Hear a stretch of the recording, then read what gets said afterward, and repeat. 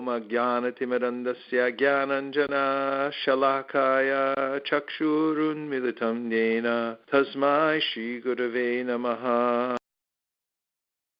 Today we'll look at the sixth canto of the Srimad Bhagavatam, because just at the beginning of January, I'm going to take my exam, my final exam for the Bhakti Vaibhav. And I figured that, although I moved on up to the 11th canto since the last time we were going to take the test, and I was finishing my book, so I didn't have time to take the test, and Srivas Prabhu let me slide. I thought I'd poke my nose back in the sixth canto just to bring the energy back. And besides that, it's such an important canto, the sixth canto. We're coming to this sixth canto, the very beginning today, and it follows the fifth canto in which Shukadeva Goswami had described the universe, the material universe. And at the very end of the fifth canto, there's a description of the hellish planets, which is quite shocking. Jaganya guna vrittista, Krishna says in the Bhagavad Gita, when he's describing the three modes of material nature, he says about the mode of ignorance, Jaganya guna vrittista, the abominable mode of ignorance, the very degrading influence of the mode of ignorance can put one in such shocking conditions in this world. Even with our own eyes, we can see what can happen if one lets oneself go and simply goes with the default mode of the mode of ignorance in this material world. The results can be absolutely shocking. The amount of depravity that can come from that influence. And the hellish planets show the extreme conditions that come to those who wholly violate all the laws of the material world. I mean, if you today drive home on the wrong side of the road with your eyes closed, there's going to be a price to pay. And similarly, those who disregard all spiritual injunctions and disregard the very idea that there's a supreme controller, that I'm controlled, will also find themselves in adverse situations, to say the least. And that's described in the description. That is in the description of the hellish planets in the end of the fifth canto. One notable aspect of that whole dialogue between Shukadeva Goswami and Parikshit Maharaj about the hellish planets is that Parikshit Maharaj was disturbed after hearing it because he wanted to know how people could be freed from that situation. He felt compassion after hearing it, and he wanted to know what to do, how to save people from the onslaught of material nature.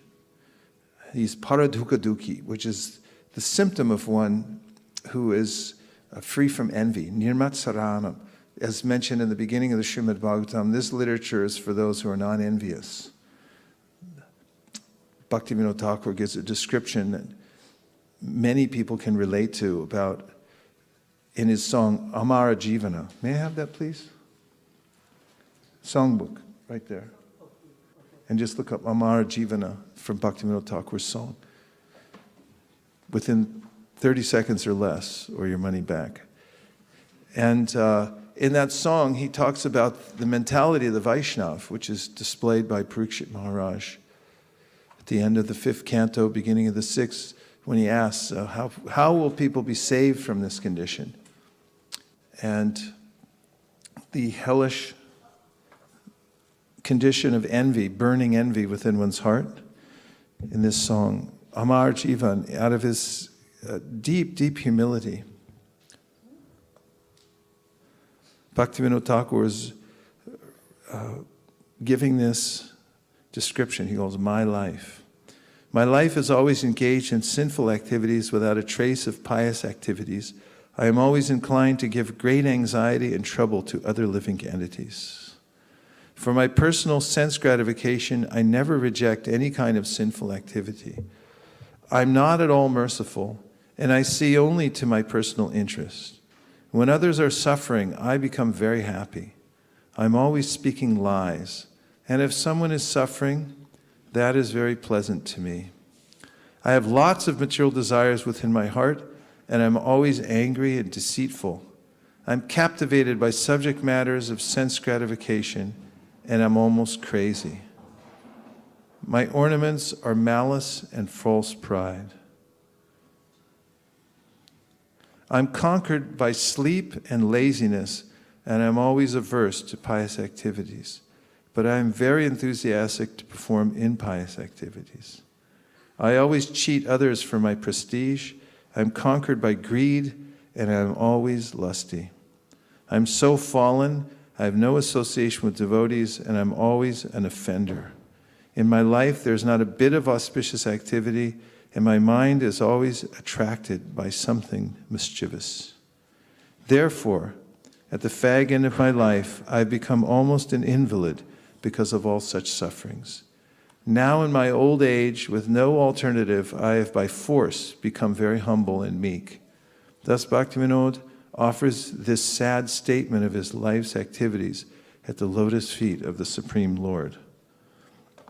This is extreme humility, and this is one of the attitudes that is necessary to attract the Lord's mercy.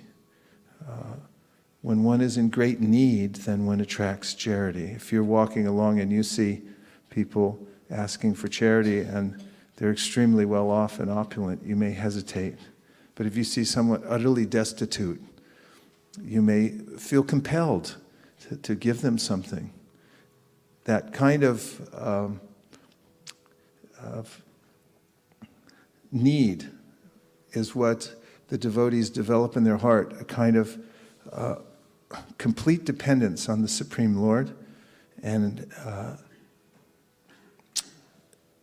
they become aware of their own faults and consider themselves devoid of any qualification. This is part of the attitude also that's necessary to attract the mercy of Krishna. Janmaishvarya Shruta Shribhir Edamana Madapuman Naivar Hat Yaditatmbai Tvam Akinchana Gocharam. Queen Kunti in her prayers in the 8th chapter of the Bhagavatam, 1st canto, says that if somebody thinks they have something already, if they're keeping that thing and they think, I'm something, then they can hardly attract the mercy of Krishna. And then he names various ways in which people may think that I'm situated nicely. Janma, I have a good birth. Janma Aishvarya, I'm very opulent. Shuta, I'm very learned. I know so many things, which is the great peril to all learning, is to think I already know something. One has to have beginner's mind entering into any science or listening to any teacher. If you think you know more than the teacher, your mind will simply be going, nah, nah, nah, the whole time while teacher's talking. You'll think, I already know everything. Why should I listen to this person? But we can learn even from a fool if we listen carefully. Shribhir, I'm very beautiful. So she names various designations that one takes on thinking that I have something in this material world. Janmaishvarya Shruta Shribhireda Manamada Puman Naivarhat Yaditatum Vai Tvam Akinchana Gocharam. But she says, Kunti Devi, that one who is akinchana means something. Akinchana, not something. I don't have anything. Akinchana Gochara, one who's in this mood, devoid of any shelter in this world, empties oneself out completely, can then attract the mercy of the Supreme Personality of Godhead, who takes care of the most fallen. Hey Krishna Karuna Sindhu Dina Bandho Jagatpate. He's the Lord of the most fallen, those who are bereft in this world. So Bhaktivinoda Thakur is by his kindness, showing us the inner workings of the heart and mind of a pure devotee who has this dainya, which is utter humility, which in the Brihad Bhagavatamrita is mentioned by Narada Muni to be a concomitant of prema, of love for Krishna. As one advances in devotional service, one becomes filled with this dainya, or utter humility.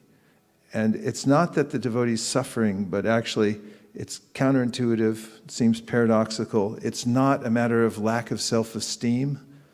Some people may speak like this, that I'm nothing, I'm nobody, I'm useless, nobody loves me, and so forth, and be completely self-centered, and also be unmotivated to do anything in the world because of that. Because it's another kind of sense gratification. Victimology is something to study, in which somebody thinks that they want to be the center, but because they can't be the center, therefore they become morose and depressed and so forth. That's completely the opposite. Although it sounds like the same thing. Someone may say, this person has low self-esteem, but it's different because they've put Krishna as the center, and they're seeing themselves as insignificant in comparison to Krishna. And that is the great shift that one can make in one's life. Jiv Krishna Das E Bishwas. When one becomes completely dedicated to the service of Krishna and sees, I am an insignificant servant of Krishna. Krishna has everything, and he has all qualities, and he's perfect in every way. And as his parts and parcels, we can be the appreciators of those qualities. And as we appreciate Krishna, we actually enjoy. As we serve Krishna, we enjoy. As he's the reservoir of all happiness, all pleasure. And when we connect to him by appreciating our position as his glorifiers, then that's actually how we become filled with happiness.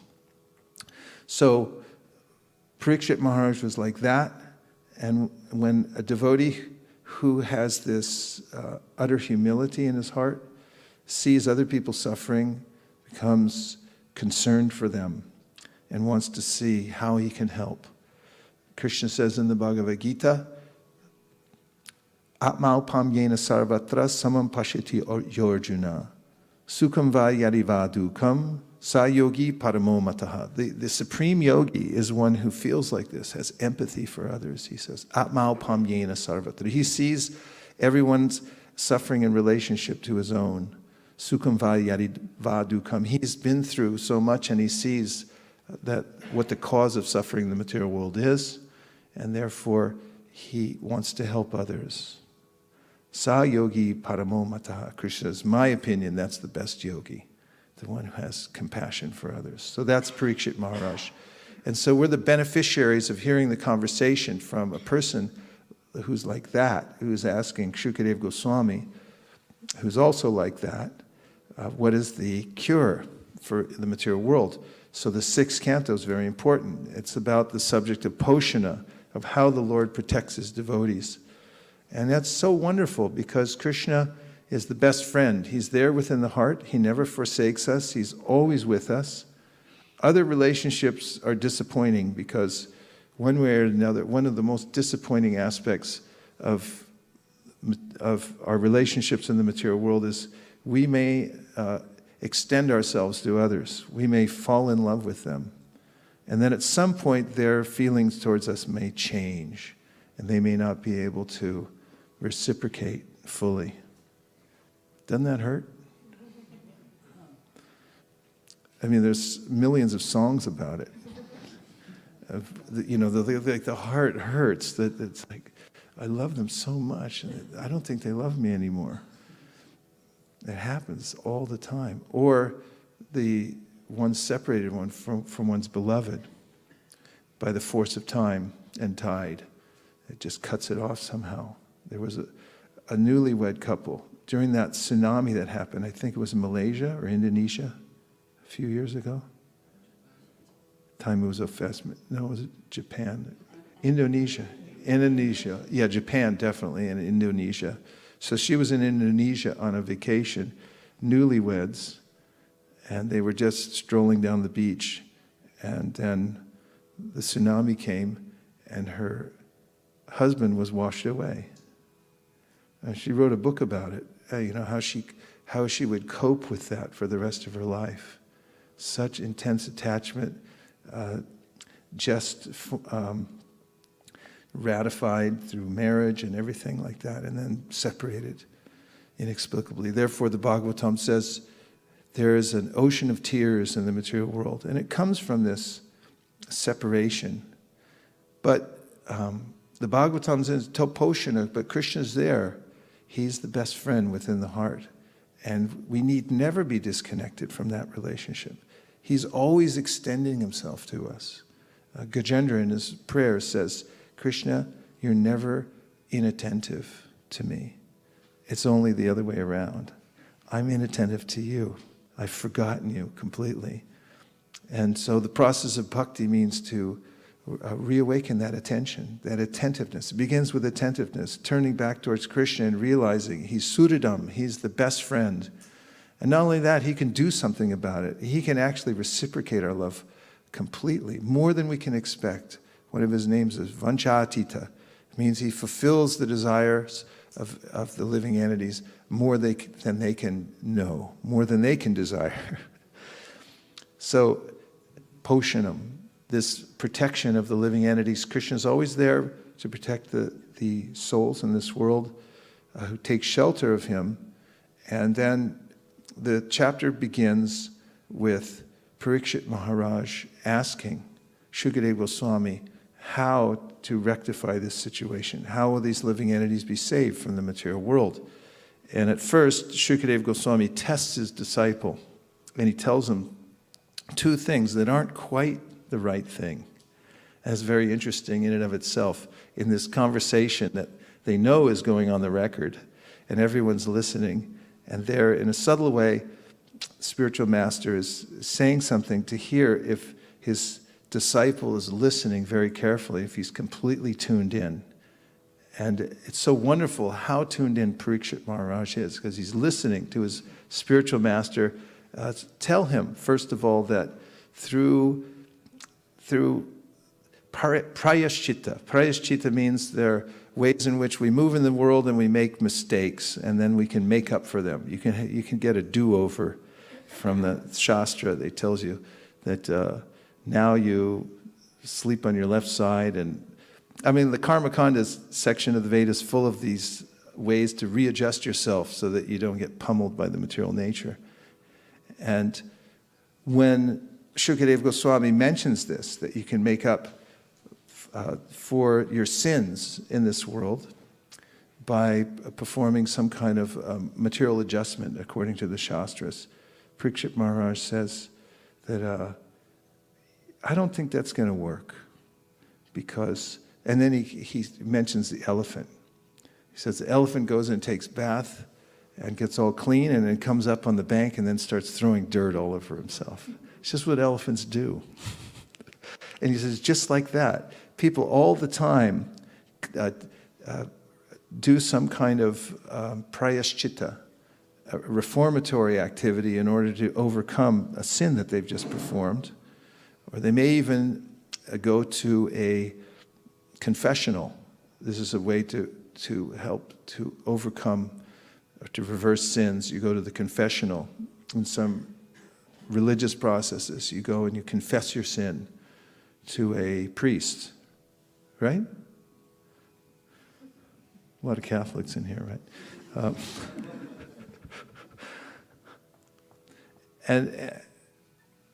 But then you come back and do it again later. So then Shukadeva Goswami says, okay, the real thing is you have to come to perfect knowledge. And there are austerities that you perform, tapasya brahmacharyena, shamina cha damena cha, to be completely clean, pure, live a life and come to full knowledge. But even then, Parikshit Maharaj said, still, even one may be in knowledge that something is a sinful activity, but he may do it again anyway. Can I get a confirmation of that? Yeah. Has that ever happened to anybody? Or is it just me? You come to the point, complete knowledge, that's the wrong thing to do. And they say, why are you doing it? Who's doing it? Why? Stop. But you can't stop. The tendency is still there. So that's what Parikshit Maharaj wants to hear from Shukadeva Goswami, how to change the basic tendency within the heart. how the heart will change and no longer have that tendency. That's real freedom, is to be free from the tendency to commit sinful activities. Not even there anymore. There's a different proclivity now.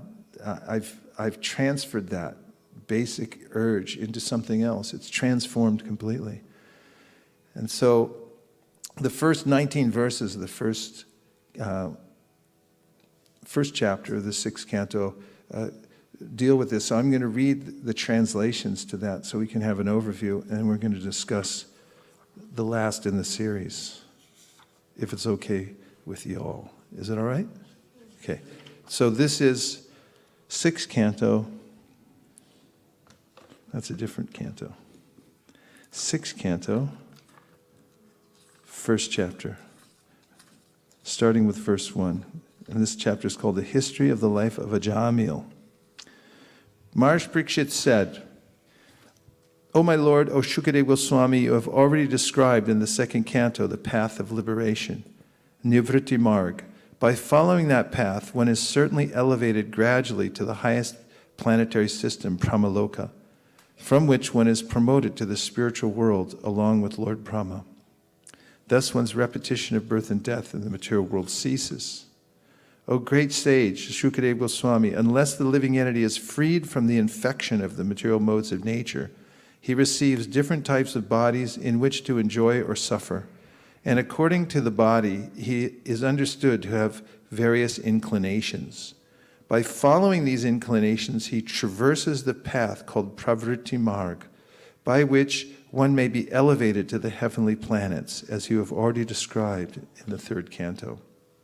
You have also described at the end of the 5th canto the varieties of hellish life that result from impious activities, and you have described in the 4th canto the first Manvantar, which was presided over by Swayambhuva the son of Lord Brahma.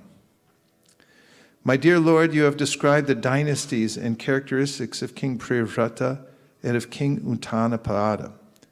The Supreme Personality of Godhead created this material world with various universes, planetary systems, planets, and stars, with varied lands, seas, oceans, mountains, rivers, gardens, and trees, all with different characteristics. These are divided among this planet Earth, the luminaries in the sky, and the lower planetary systems. You have very clearly described these planets and the living entities who live on them. O greatly fortunate and opulent Shukadeva Goswami, now kindly tell me how human beings may be saved from having to enter hellish conditions in which they suffer terrible pains. Shukadeva Goswami replied, My dear king, if before one's next death, whatever impious acts one has performed in this life with his mind, words, and body are not counteracted through proper atonement, according to the description of the Manu Samhita and other Dharma Shastras, one will certainly enter the hellish planets after death and undergo terrible suffering, as I have previously described to you. Therefore, before one's next death comes, as long as one's body is strong enough, one should quickly adopt the process of atonement according to Shastra. Otherwise, one's time will be lost and the reactions of his sins will increase. As an expert physician diagnoses and treats a disease according to its gravity, one should undergo atonement according to the severity of one's sins. Maharaj Parikshit said, one may know that sinful activities is injurious for him because he actually sees that a criminal is punished by the government and rebuked by people in general, and because he hears from scriptures and learned scholars that one is thrown into hellish conditions in the next life for committing sinful acts. Nevertheless, in spite of such knowledge, one is forced to commit sins again and again, even after performing acts of atonement. Therefore, what is the value of such atonement? Someone who is very alert so as not to commit sinful acts is victimized by sinful life again. I therefore consider this process of repeated sinning and atoning to be useless. It is like the bathing of an elephant. For an elephant cleanses itself by taking a full bath, but then throws dust over its head and body as soon as it returns to the land. Shukadeva Goswami, the son of Vedavyas, answered, My dear king, Since acts meant to neutralize impious actions are also fruitive, they will not release one from the tendency to act fruitively. Persons who subject themselves to the rules and regulations of atonement are not at all intelligent. Indeed, they are in the mode of darkness. Unless one is freed from the mode of ignorance, trying to counteract one action through another is useless. Useless because this will not uproot one's desires. Thus, even though one may superficially seem pious, he will undoubtedly be prone to act impiously. Therefore, real atonement is enlightenment in perfect knowledge, Vedanta, by which one understands the supreme absolute truth. My dear king, if a diseased person eats the pure, uncontaminated food prescribed by a physician, he is gradually cured, and the infection of disease can no longer touch him. Similarly, if one follows the regulative principles of knowledge, he gradually progresses toward liberation from material contamination. To counteract the mind, one must observe a life of celibacy and not fall down. One must undergo the austerity of voluntarily giving up sense enjoyment. One must then control the mind and senses, give charity, be truthful, clean, and nonviolent, follow the regulative principles, and regularly chant the holy name of the Lord. Thus, a sober and faithful person who knows the religious principles is temporarily purified of all sins, performed with his body, words, and mind. These sins are like the dried leaves of creepers beneath a bamboo tree, which may be burned by fire, although their roots remain to grow again at the first opportunity.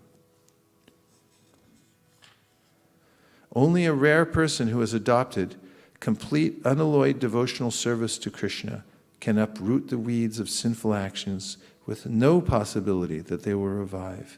He can do this simply by discharging devotional service, just as the sun can immediately dissipate fog by its rays. My dear king, if a sinful person engages in the service of a bona fide devotee of the Lord and thus learns how to dedicate his life unto the lotus feet of Krishna, he can be completely purified. One cannot be purified merely by undergoing austerity, penance, brahmacharya, and the other methods of atonement I have previously described. The path followed by pure devotees who are well behaved and fully endowed with the best qualifications is certainly the most auspicious path in this mature world. It is free from fear, and it is authorized by the Shastras. My dear king, as a pot containing liquor cannot be purified, even if washed in the waters of many rivers, non-devotees cannot be purified by the processes of atonement, even if they perform them very well. Although not having fully realized Krishna, persons who have even once surrendered completely unto his lotus feet and who have become attached to his name, form, qualities, and pastimes are completely freed of all sinful reactions, for they have thus accepted the true method of atonement. Even in dreams, such surrendered souls do not see Yamaraj or his order carriers who are equipped with the ropes to bind the sinful. And then he goes on in text number 20 to tell the story of Jamil. But I'm going to read the last verse again because it's so satisfying. This is number 19. Although not having fully realized Krishna, persons who have even once surrendered completely unto his lotus feet and who have become attracted to his name, form, qualities, and pastimes are completely freed of all sinful reactions, for they have thus accepted the true method of atonement. Even in dreams, such surrendered souls do not see Yamaraj or his order carriers who are equipped with ropes to bind the sinful. One more time, because there's some very important aspects of this verse that we can remember and become encouraged by. Although not having fully realized Krishna, persons who have even once surrendered completely unto his lotus feet and who have become attracted to his name, form, qualities, and pastimes are completely freed of all sinful reactions, for they have thus accepted the true method of atonement. Even in dreams, such surrendered souls do not see Yamaraj or his order carriers who are equipped with ropes to bind the sinful. Before I read the purport, particularly in this verse, a few aspects which I consider very encouraging, that it's describing a person who has not fully realized Krishna.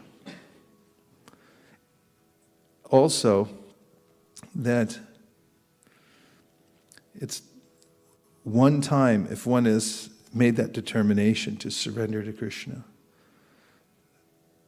that's counted perpetually.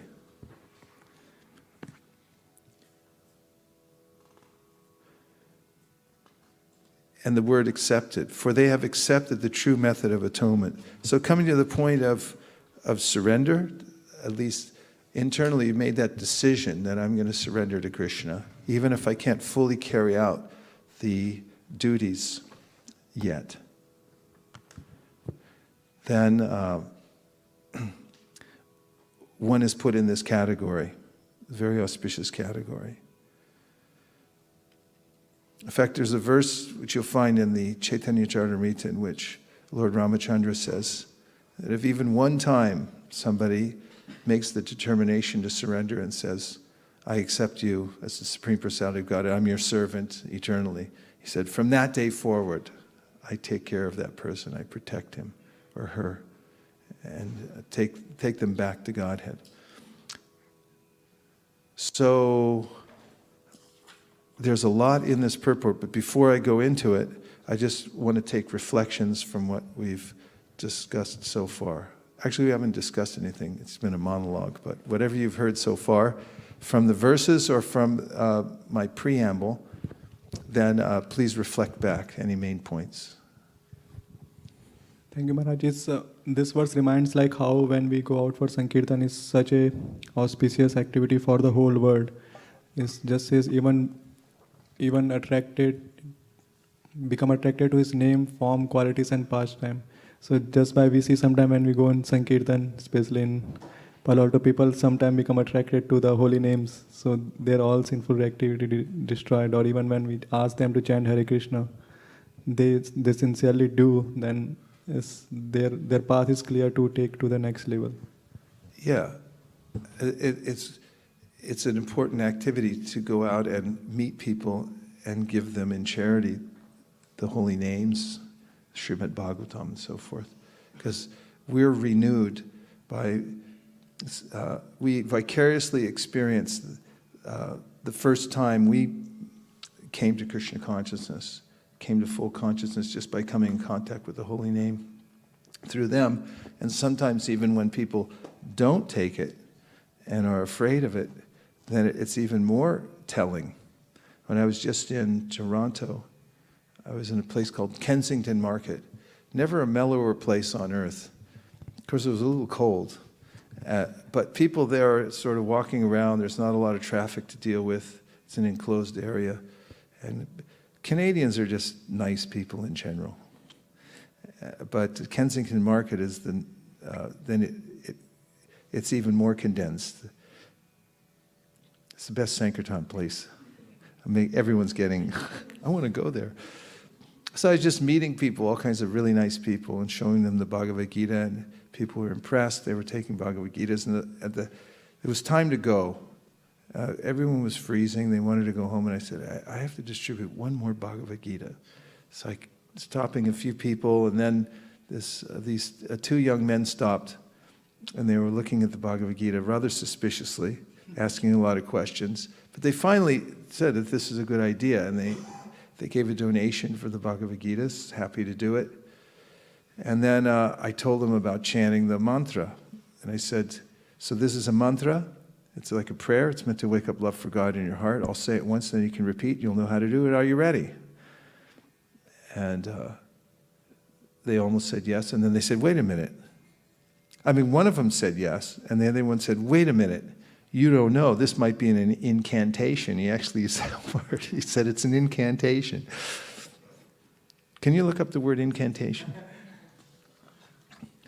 I mean, it might do something to you. And it actually reminded me the power of sound. I began the class by saying anavriti shabda. Just by the sound vibration, things can happen to you.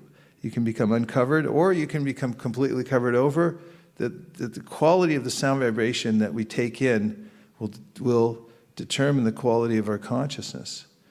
And there's some speech, there's some ways of speaking, some utterances that are more powerful than others, say the Shastra. In fact, in the Tattva Sandarbha, Jiva Goswami speaks about how some authorized speech is powerful. It has its immediate consequences. For instance, if you go into the court of law, say you're subjected to a lawsuit and you go before the judge, and then he says, I award this person, Srivas Pandit, $10 million. Guess what happens? Akurnath, you're an attorney, tell us what happens. Not all the details, just say he gets the money. He gets the money. Thank you, confirmed. And why does he get the money? Because the person was authorized. They spoke it and they said it, and therefore it comes to pass. Now, if I say, Srivas Pandit, you get $10 million, it may or may not happen. And he'll think, well, that was nice of you. But it's not like he's going to go out and buy a new house or anything like that with the money that he's about to get. Because the judge's speech is authorized, and mine wasn't. And so there are certain kinds of speech that are more powerful than others. When they come down through the channel, or when they're put in a certain arrangement, Paramaksharakrite, Rupa Goswami describes the Mahamantra as the supreme combination of syllables. And when I detected in this person that they were aware of the mystical power of sound, he said, this is an incantation, don't do it. He told his friend, don't do it, something might happen. And I was thinking, yeah, he's right. Something definitely will happen. It gave me more faith in the holy name when I was chanting this. He said, come on, let's get this incantation in gear. I want to really actually, chant it sincerely and deeply and appreciate how much he was appreciating it. I didn't even have that much appreciation as he did. So when you mix it up with people and you actually take it out, as Mukaravind Prabhu was saying, to distribute it, then you start to get feedback from your environment. Let's hear what incantation means.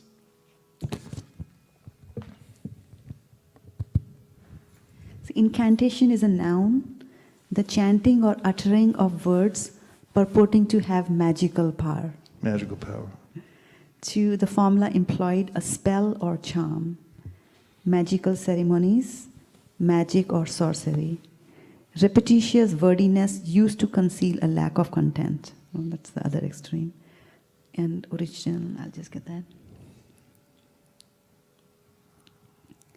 Sits from the 1350 to 1400, Middle English, and Latin incantation, the stem of incantatio, equivalent to incantat. Synonyms are witchcraft and wizardry. There's a sense that people have, in some traditions more than in others, but there's a general sense that there are ways in which, there are subtle ways in which we may become influenced. And there was more on the origin. It says it's also from the Old French incantation, which means spell or exorcism. The spell, exorcism. Yeah, both we can apply. And from Latin incantationem, which is the art of enchanting. Nice. All nice. Exorcism, there's a way in which there's an art of nivriti. Rupa Goswami has described the pisachi, the witch of material desires. They haunt us. They're like ghosts, actually. He says ghosts and witches. Material desires haunt us. They compel us to do things that we don't want to do. But the mantra enchants us and exorcises those demons, so to speak, frees us from that tendency, that inclination for looking at things which are not in our interest. As I mentioned before in a previous class, the word worship comes from the word worth. And when you add ship onto a word, it becomes a noun. So worth, it was worth ship, but it becomes worship. What is worthy of our attention? Where will we put our energy? Where will we place our heart? Those things that are actually worthy.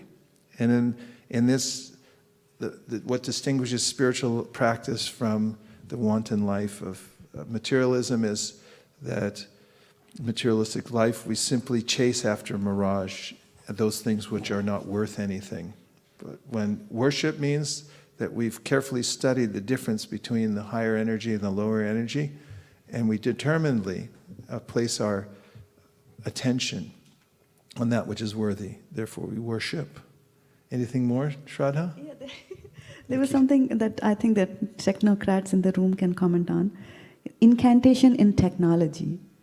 Any particularly arbitrary or obscure command that one must mutter at a system to attain a desired result. Not used of passwords or other explicit security features. Does that work? I don't know. I know people utter expletives at their computer when they don't work. And that happens a lot. Yes. Thank you, Shraddha. Guru Maharaj, I was really appreciating the richness of Srimad Bhagavatam as, when Acharya described this is the most important activity out of 5, how systematically the discussion is from, lowest level as gradually takes us to the highest level. Because sometime in the books you try to find something, then you don't know where the actual news is, and it's kind of in a haphazard manner the way it is presented. So I try to sometime, read the book of other scriptures before. I couldn't get to a taste where I could link the few things together, but here you could see how, Sukdev Goswami Maharaj was, gradually showing like this, then slowly going up. Okay, this is the best one for you. So I was just wanted to mention that. Nice point, yes. Making it accessible. Hare Krishna Maharaj. As you were highlighting these points, I was just wondering, I have a question on even once surrendered. Does that mean that surrendered but having fall down due to some circumstances? Let me read the purport. Thank you, and then Maharaj. we'll go into it. Purport. Krishna says in Bhagavad Gita 18:66, Sarvadharman parityaja mamekam sharanam vraja ahang tang sarvapapebhyo mokshayishami ma shuchaha. Abandon all varieties of religion and just surrender unto me. I shall deliver you from all sinful reaction. Do not fear. This same principle is described here. Sakrin manak Krishna padaravinda yoho. If by studying Bhagavad Gita one decides to surrender to Krishna, he is immediately freed from all sinful reactions. Where's Gandharvika? Oh my God, she missed this one sentence. We'll have to read it to her when she comes back. I'll say it again. If by studying Bhagavad Gita, one decides to surrender to Krishna, he is immediately freed from all sinful reactions. I mean, you could live off this for the rest of your life. This one sentence. So I'm going to say it again, as you already probably predicted. If by studying Bhagavad Gita one decides to surrender to Krishna, he is immediately freed from all sinful reactions. Just let me make a couple of points. This decision, it means we have volition. This is the great nectar of life. Krishna, God, has given us free will. And we can make a decision to go in whichever direction we want. Helpful to that process, which is built into the system of bhakti yoga, is that in the beginning one must hear about the various categories of energy and about one's position in the world, one's constitutional position. And this is called deliberation. Deliberation comes from the word deliberate, and libra is within the word, which means these two sides, two scale pans, libra, deliberate. And after one's deliberated sufficiently, then one can become deliberate. There are two forms of the word, spelled the same, pronounced differently. When you deliberate about your actual constitutional position, about our relationship with Krishna and so forth, then you can become deliberate in carrying out your duty, which is to serve him. And then one can apply discipline because of having some understanding of what is one's ultimate good in life. One can apply discipline towards that goal and become determined. And determination means to limit one's options in life to a particular area of focus. And within that, there's an internal process that takes place in which one makes a decision. You have many choices, but Krishna says, Vyavasayatmika buddhir ekeha kurunandana bahushaka hinantashta buddhayo vyavasayinam. That there's a way in which, when one has the benefit of hearing from pure devotees, understands the path of life, becomes determined to follow it, then one makes an internal decision that, yes, I will do this. Yes, I will surrender. And Krishna notices that decision of any living entity, that I'm going to surrender to Krishna. And that's the greatest moment in the life of any living entity in this world. It's momentous. It's not just a passing, a fleeting idea, and how is it so important, but actually it is when the living entity again decides to turn back towards Krishna. And that can happen by the process of reading Bhagavad Gita, because Krishna is explaining himself and revealing to whomever would like to know what his real nature is and what is the path to reach him. However, one must be in the right attitude in order to accept it. And Krishna, anyone, doesn't have to, you don't have to reveal yourself to anyone. Even if they give you money, even if they force you by superior power, you don't have to say a thing. Or you may say, give disinformation about who you are. It's only when you really love somebody, when someone approaches you without a motive to serve you, to love you, that out of trust and love, you'll say, hey, let me tell you something. I'll tell you who I really am. This is where I'm really at. You reveal your heart. So in the same way, in this process of coming to love and trust Krishna, and he's seeing our mode of surrender, he begins to reveal himself to us through the words of the Bhagavad Gita. Some people read the Bhagavad Gita, and because they have a material motive, they say, you know, how can I use this for myself? I'll become a famous yogi or author, and I'll just use this for my own purposes. Maya Pritagyana, Krishna says, they're great scholars. They know everything about the Vedas. They know Sanskrit backwards and forwards, but they lose the import. On the other hand, Yasya Devi Parabhaktir Yata Devi Tatagaro Tasyaite Katita Hyarta Prakashanti Mahatmanaha. Someone who has implicit faith in Krishna and in the Guru, as was mentioned in the previous verse, will understand what Krishna is saying in the Bhagavad Gita. He'll commune with the words as he's reading them and feel this overwhelming urge to surrender to Krishna. And that's the kind of urge that Krishna responds to. And that's the essence of spiritual life. It's nothing more than that. It's so simple. It means that one develops the urge to surrender to Krishna. And he hears his words and he says, yes, I will do it.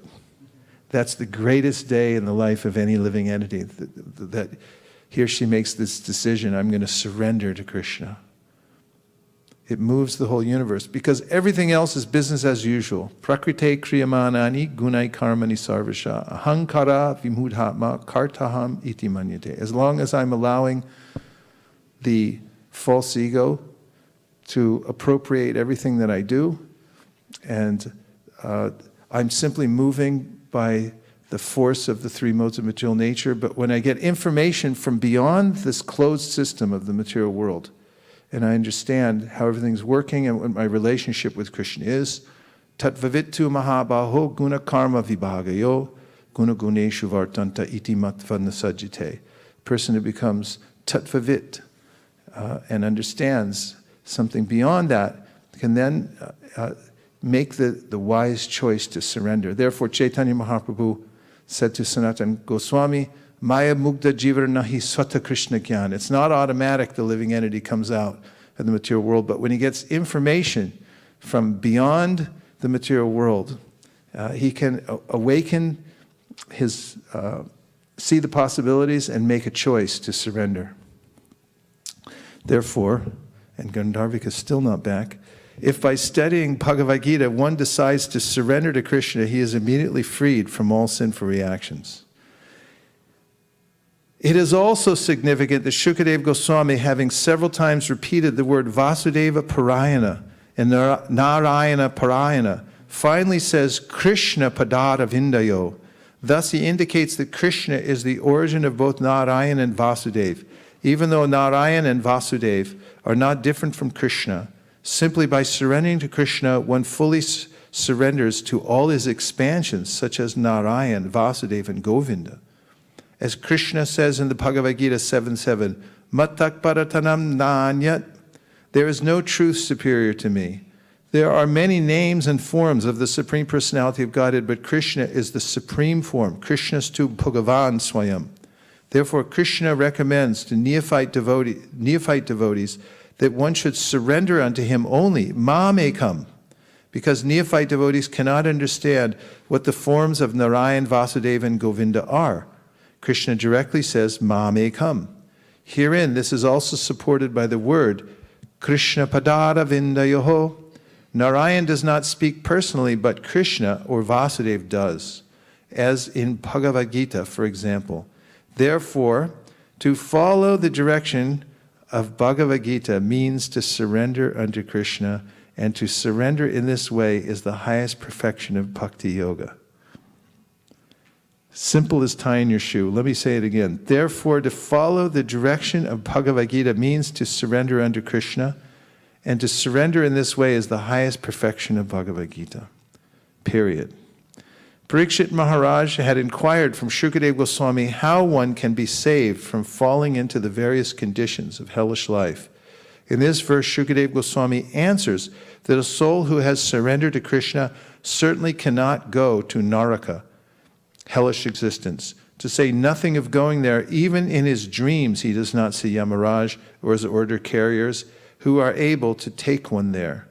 In other words, if one wants to save himself from falling into Naraka, hellish life, he should fully surrender to Krishna.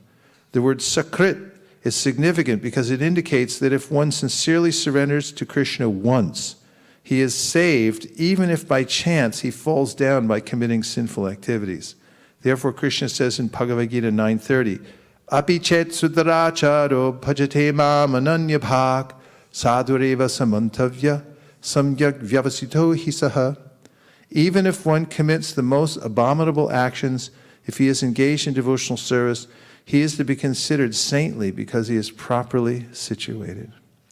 If one never for a moment forgets Krishna, he is safe, even if by chance he falls down by committing sinful acts. Take that one home and meditate on it. In the second chapter of Bhagavad Gita 240, the Lord also says, Neha bikramana shosti prativayo navidyate swalpamapyas dharmasya trayate mahato bhayad. In this endeavor, there is no loss or diminution, and a little advancement on this path can protect one from the most dangerous type of fear. Elsewhere in the Gita 640, the Lord says, Nahi kalyana krit kashchit durgatim tata gachchati. One who performs auspicious activity is never overcome by evil. The highest kalyana, auspicious activity, is to surrender to Krishna. Just a quick quiz. What is the highest auspicious activity? Surrender to Krishna. Correct. That is the only path by which to save oneself from falling down into hellish life. Srila Prabodhananda Saraswati has confirmed this as follows. Kaivalyam narakayate tridashapur akasha pushpayate durdantendriya kala sarpa patali protkata damstrayate vishvam purnam sukayate vidimahen dradishta kitayate yad karunya kataksha vaivapatam tam goram evastu maha. The sinful actions of one who has surrendered under Krishna are compared to a snake with its poison fangs removed. Just a minute for that image to sink in. Such a snake is no longer to be feared. Of course, one should not commit sinful activities on the strength of having surrendered to Krishna. However, even if one who has surrendered to Krishna happens to do something sinful because of his former habits, such sinful actions no longer have a destructive effect. Therefore, one should adhere to the lotus feet of Krishna very tightly and serve him under the direction of the spiritual master. Thus, in all conditions, one will be akutopaya, free from fear. Okay, take a few more reflections. We're running out of time, which is really anguishing. Okay, go ahead. A lot of times on book distribution, we meet evangelical Christians, born-again Christians, who ask us, "Are you saved?" And if we say, "Yes, we're saved," they'll ask us, "When were you saved?" You know, they have this conception of that if you surrender once and let Jesus in your heart, then you're always protected like that. So it seems like a similar conception. And they also emphasize it's not by works that you're saved, but it's by faith. You know, this is part of their philosophy, which reminds me of, like, it's not by prayashchitta and doing different, vratas according to Manasamhita and stuff, but it's by surrendering that one is really ultimately protected. But can you comment on the similarity? Motive is important. And motive is expressed in our attitude. In the law, if your motive was to kill someone, they'll look at your records, your Google records afterwards, and you actually looked it up with the route the person took home, and you found out where to get duct tape and the whole thing. You're going to get a capital crime because you planned it ahead of time. Your motive was clear. And if you're cleaning your gun, not that anybody here, and it goes off and it, shoots the guy upstairs and, he dies of complications later, and you're really sorry, and it was, you're a military guy, and your sentence may even be commuted. So the motive behind the surrender and the ongoing attitude of the person. Therefore, it's mentioned that tadvidi pranipatena pariprashnena seva. It is mentioned. Krishna mentions in the Bhagavad Gita, tadvidi pranipatena pariprashnena seva. Upadakshanti te jnanam jnaninas tattvadarshinaha. That one must assume this attitude of service, and one must tadvidi, one must inquire submissively, and one must render service.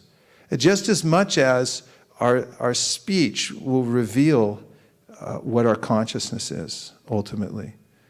And sometimes it's not what you say, it's how you say it. In fact, most of the time it's not what you say. Spouses, anyone here? You said the right things, like, I didn't like the way you said that. Well, no, I didn't.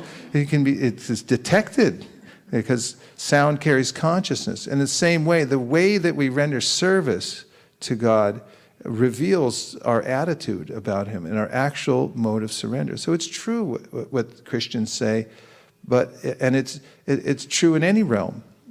You could say the same thing about Krishna consciousness. Someone may say, I'm initiated, therefore I'm saved, therefore I have a sense of entitlement. Yes.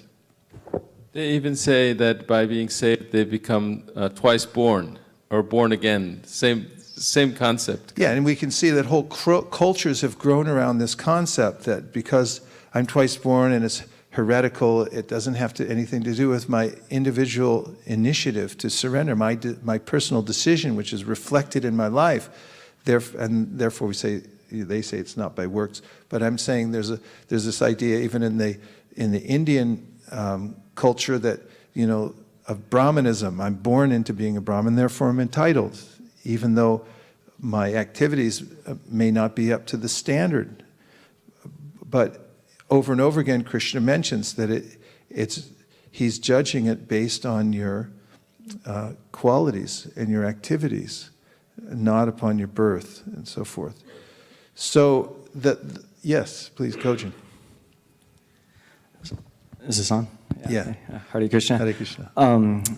So I was thinking about the one who atones in the mode of darkness is what the purport said back there, and that I contrasted that in my mind. I was thinking of the elephant getting out and immediately throwing their dirt on themselves, and it reminded me a couple verses ahead of the ones in chapter 4 that you cited, where Arjuna Atakena prayuktoyam papamacharati purusha anicham apivarsneya balat eva neojitum, right? Being impelled to do evil as if not desiring, just like this kind of being impelled. And then Krishna answers, Kamesha krodesha rajaguna samudbhava mahashanam mahapapma vidyeham ina vairina, the enemy, right? Krishna attributes the impulsion to do bad actions to Raja. And then in this one, the desire to remove that through atonement, not instead of surrender, is the mode of tamas. And so there, I guess we can infer that then surrender would be in the mode of sattva, is how that seems to me. Yeah, or Shuddha Sattva. I mean, even beyond Sattva Gun, where one has the clarity through spiritual consciousness to surrender. Oftentimes, on one morning walk, an Indian man was asking Prabhupada about surrender, and he was beginning to build a case that one had to be qualified to surrender, and Prabhupada interrupted him and said, actually, it's like this. If you're a poor man and a very wealthy person comes to you with a bag of $1 million and says, here, take it.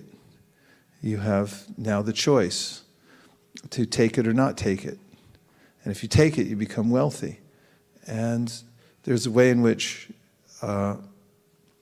this surrender is a transcendental impulse, transcendental impetus. But what's interesting in this context is that one may have that impetus and may actually make the decision to surrender, and the heart goes in that way. And then comes the long struggle with overcoming the hesitancy of the body and mind to come along with you, called anartha nivritti.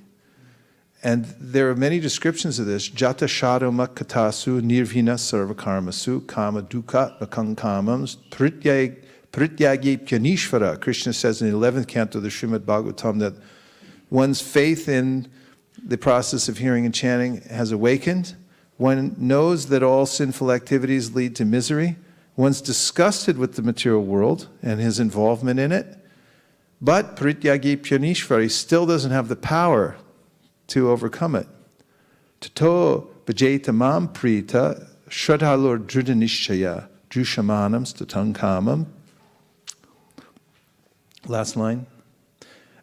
He says, Tato bhajeta mam prita, you should be happy, go on happily performing devotional service, even though you can't do it perfectly. Even though you know in your heart you've surrendered and you're moving ahead, and you may be waylaid to some degree because of the force of the senses, which have not yet been completely purified. Tato bhajeta mam prita. Prita, in that context, Prabhupada translates, one should be happy, knowing that Krishna is there backing you. Tato bhajeta, go on with your worship. Tato bhajeta mam prita shraddha lurdrina nishchaya. You should have complete faith in the process and be determined. Jushamanams tatankamams, duko darkams to garayan. You should have some feeling, garayan, repentance, that you're in this lamentable situation. You should go on with your practice. And then in this purport, Prabhupada has quoted the 9th chapter of the Bhagavad Gita when he says that, let me read this section just one more time because it goes to the point. The word sakrit is significant because it indicates that if one sincerely surrenders to Krishna once, he is saved even if by chance he falls down by committing sinful activities. Therefore, api chet sudaracharo bhajate mamananyapak. This verse means Krishna is saying, if somebody's surrendered, but even if they display worldliness, sudaracharo, still that person is considered to be saintly, and the reason is answered in the next verse. Shri prambhavati dharmatma shashvas shantim nagashati kaunteya pratijanihi nami bhaktya pranashati. Because he's aligned properly, and therefore continuing means guarantees success. One will come to the success. Tukudar comes Jagarayan. Thank you. Perfect. That's 11, 20, 20 through 20, 27 through 28 for those who are keeping score at home. And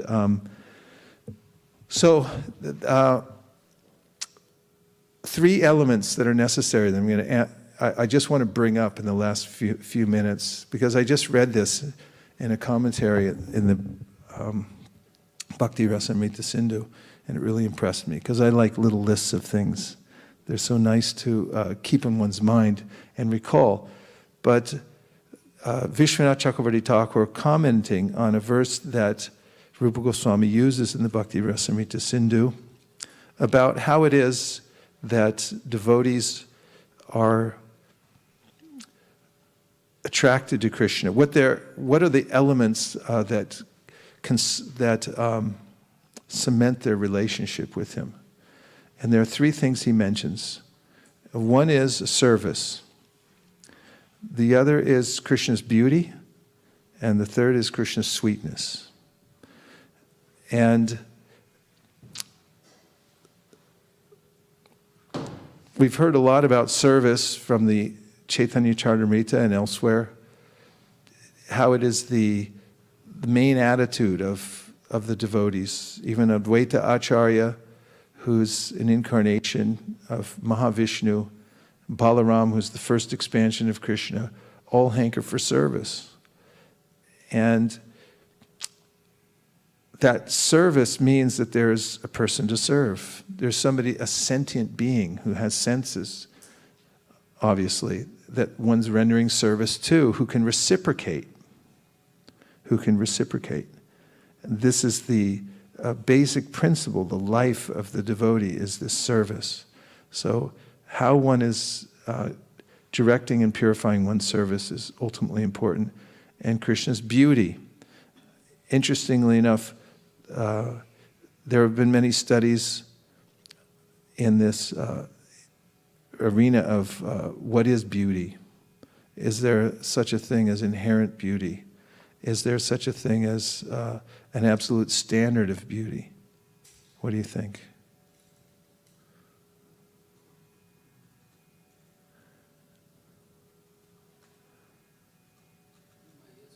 Huh? No, yes. There is. It makes sense with our philosophy that Krishna is the reservoir of all beauty. He's the epitome of all beautiful objects. I heard George Harrison's song, "Something in the Way She Moves." That actually was "He Moves," but he changed it to "She." There's something that attracts me like no other lover. I can't sing it exactly, but there's a way in which Krishna is the cynosure of all living entities, that everyone's attracted to him. There are descriptions throughout the 10th canto of Srimad Bhagavatam. The Jamuna River begins flowing backwards or stops. Birds in the sky stop flying. They stop in midair. They're stunned. They don't move when they see Krishna's beauty. And the deer, when they come in contact with Krishna, they become stunned. that there's this reaction to Krishna's beauty. In the material world also, many studies have been done about beauty, and the way one of them was in Japan, where they had these ordinary machines that people would pay for their ticket coming out of the subway, and some of them they made aesthetically pleasing, and the other ones they made very mechanically, to look very mechanical and just ordinary. And an overwhelming number of people went to the more beautiful ones. I also heard many years ago on public radio, KQED, about a study that was done about beauty where children were exposed to pictures of various faces and images of women that had certain characteristics, and they were overwhelmingly attracted to ones that had various certain proportions and beautiful features. And the ones that weren't as much, they weren't as attracted to. I don't want to draw any major conclusions from that, but the preponderance of evidence goes towards the sort of, are you buying this, Akurnath?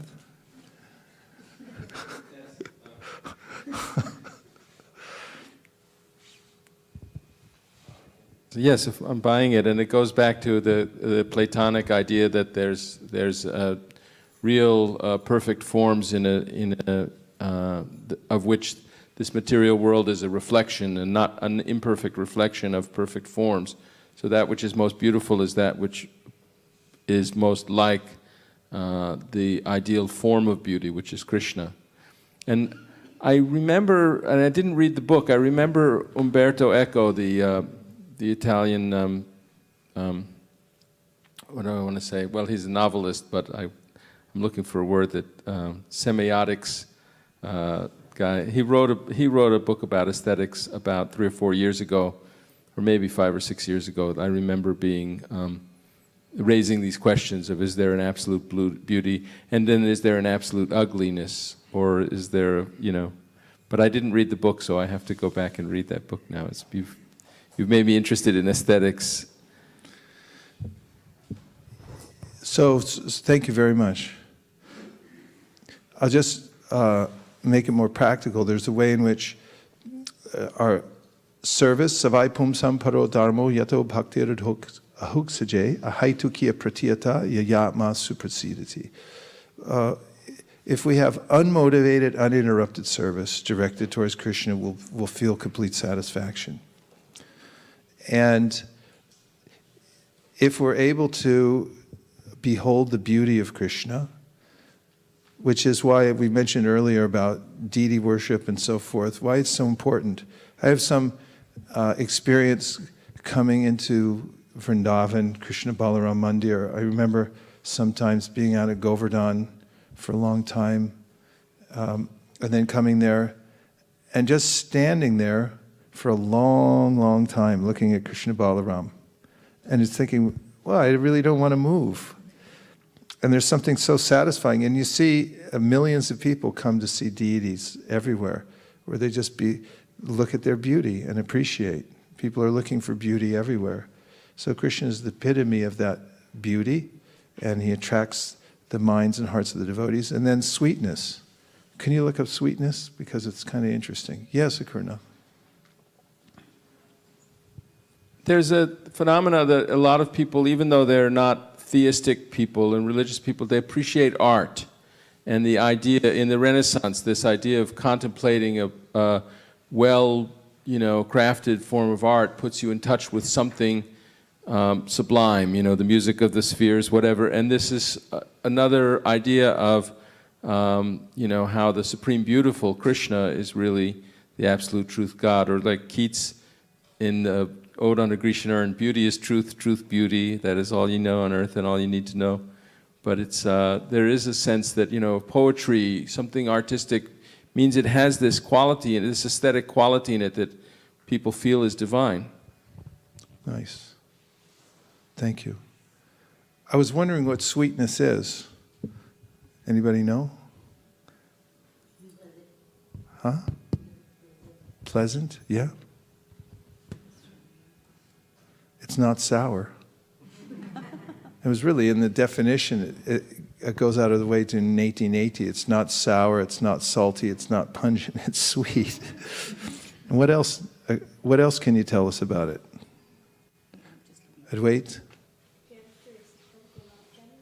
The characteristic of gulab jamans.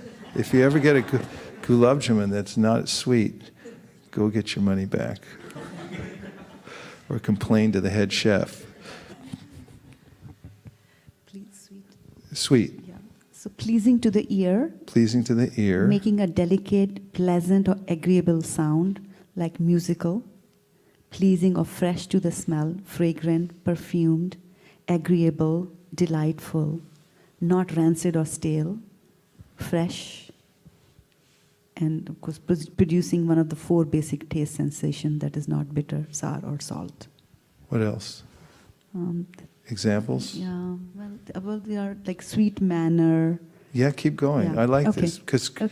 these all because Krishna is described as sweet. In fact, the chapter 23 of the Madhya Lila and the Chaitanya Charitamrita is all about Krishna's beauty and sweetness, and it's one of the main aspects, as we're hearing from this commentary. A sweet flavor or sound, sweetness, something that is sweet or causes or gives a sweet flavor, smell or sound. Candied sweet potatoes, sweetheart, pie, cake, candy, and other foods high in sugar content, and bonbon, dessert, pudding. Something pleasant to the mind or feelings, a beloved person. You have more? I see you smiling. What do you got? One is... Go ahead, give. Huh? So one thing that I liked is it's free from acid and acidity. Free from acid and acidity. Yeah? Mukharavind, sweet? It's used as an affectionate form of address. Used as an affectionate form of address. Gandarvika's back. We couldn't actually enjoy reading about the Bhagavad Gita as much when you weren't here, but I'm sure you were hearing it from the kitchen. Actually, Maharaj, she had texted in, but I just couldn't get it She in. texted in. to say that she heard I know, all the I 3 was times. blathering as usual. Go ahead. I was thinking that sweetness is one of the 4 qualities of Krishna that even Lord Narayan doesn't have. Yeah. There's special sweetness, special devotees, special beauty, and the flute, right? Yeah. It's actually what our senses are desire. And in that of the Madhya Lila, there's a description of how the spiritual senses can actually taste. They taste the sweetness through service to the Supreme Sweet. And it's what we really want. I mean, look around. If you go to any supermarket and when you're checking out, you'll notice it's all sweet stuff to sell you at the end. There's no like hot chili peppers in there or anything. Those are all in the back of the store. Up to the front, it's like you got gum, it's sweet. You got candies, it's sweet. Sweet, sweet, sweet. Everything's sweet. Everyone wants sweet. Of course, there's a little bit of price to pay when you take all that sugar and things like that. Krishna, that sweetness that everyone's hankering for, you can keep taking it unlimitedly. Wouldn't that be nice? I remember as kids, we'd go around trick or treat on Halloween. We get big bags of candy and keep eating, and then we feel sick. But with Krishna, you never feel sick. You can keep taking. You got more. Keep going. I was actually looking at the origin of the word sweet, Please. and like every language has got contributions towards sweet, but the one that is of interest to us is that it comes from Sanskrit, swadus, which means sweet. Swatas, sweet. Swadu, swadu. Swadu, swadu, pade, pade. It's sweeter and sweeter after every hearing. It becomes sweeter and sweeter. So there's a way in which through service, which is our birthright, and if we direct the service toward Krishna, we'll feel actual completeness. And then there's beauty. Seeing the beauty of the Srimad Bhagavatam, for instance, the way it's written, somebody who can appreciate the aesthetics of the language, or the etiquette that's exchanged between Krishna and his devotees. that's also beautiful.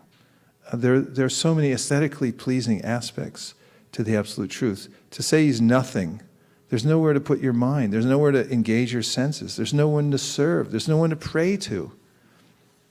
And being an atheist also negates any positive sweetness. It means you have to take what you're given, see before you.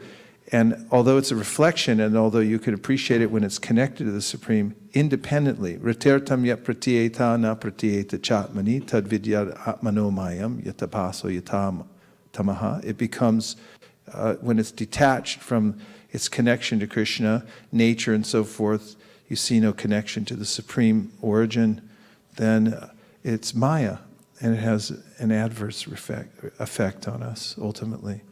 So service, beauty, and sweetness are what keep us afloat in spiritual life. And all the aspects of bhakti, the practice of bhakti, keep us in contact with those. Think about it.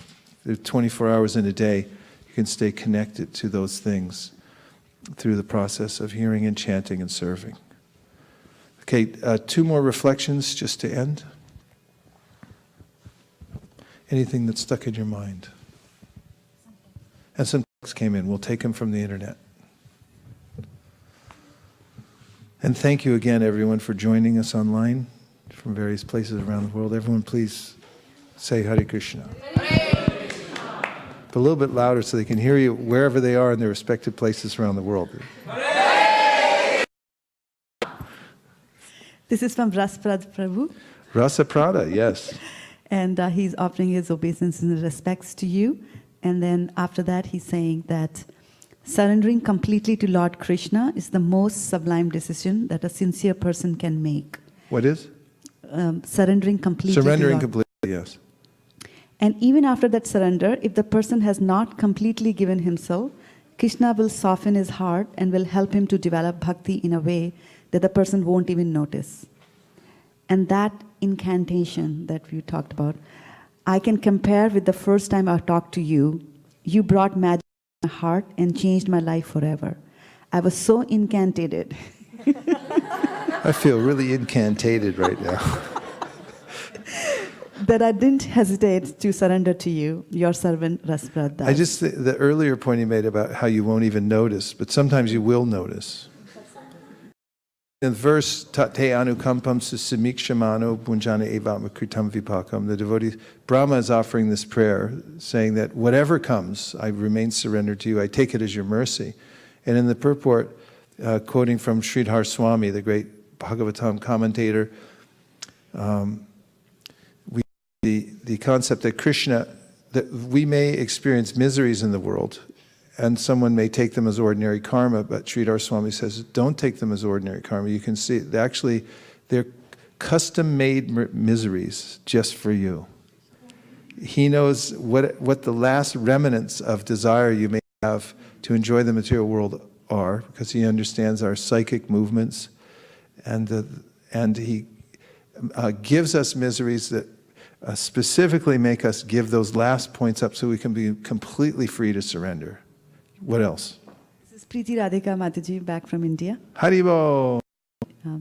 She says, I really like the definition of even one-time surrender to Krishna, and that is accepting the Lord as Supreme Personality of Godhead and myself as his humble servant. That's nice. And a sincere devotee will hear that and then invoke that surrender again and again. Think that if one time is so potent in developing one's relationship to Krishna, the sincere devotee will then think, let me invoke that surrender again and again at every second through my expression of service, my prayer, and everywhere I go, it's a life of surrender. And every choice that I make, let it be surrender. One becomes greedy for more surrender, for more service, that I want to express that surrender as my whole life. I want to make it a surrender to Krishna. And as one sees that is the ultimate nourishment of the soul, to surrender to Krishna, everything that one does becomes an expression of that surrender. That's the life of bhakti. And actually, Krishna starts to command surrender as early as 9th chapter of Bhagavad Gita. When in the end he says, "Man mana mad bhakto madhyajimam namaskuru." And in the part to that, Prabhupada says that when a person surrenders, and Krishna takes his life in his own hands, and I think that's from where the custom-made miseries come. Yeah. To get this. Yeah. Yes. Go ahead, Malini. Thank you for such a wonderful lecture. It was very inspiring and encouraging. The first part that you mentioned in the beginning, the 6th canto, is called Poshana, or Krishna is the maintainer. And he's been maintaining us for time immemorial now. And he's always attentive towards us. And I was thinking, what is stopping? But the only thing that's stopping is that we are not attentive towards him at every moment. That was... this is something to meditate upon. And the other point I was thinking, when you asked the question, what is that which attracts us to Krishna? And the 3 points that you mentioned, service, beauty, and sweetness. 2 of them we have some experience, but sweetness, I was thinking, how can we experience that sweetness in a day-to-day thing? Then I was thinking that sweetness can be experienced among the interactions with devotees. That sweetness of Krishna. So these 2 things I wanted to take back today. Thank you very much. That was really helpful. Hare Krishna, Prabhuji. Very nice. I was just thinking of so many wonderful points, but I wanted to reflect on one very important point. Where we say that when we surrender to Krishna, and Krishna has given us the Maha Mantra, the thought that so many people, I was just reading through this just a couple days back, that we are all suffering so much in the material world, and he's actually giving us a treatment plan. And the whole thing is just taking to that faith and continuing the treatment on a regular basis. While I was reading it, I heard that we won't even have psychiatric wards. Because the psychiatric ward is because the mind actually wants to play its route. And then how Mahamantra actually helps you control the mind. And, just surrender to Krishna. And he's giving you all the plan, and just, take it back to Godhead. But it's, as Mali was just mentioning, it's just that's me that's holding on to it. And hopefully with the association of devotees and constant, listening, that we'll be able to give up that, holding back.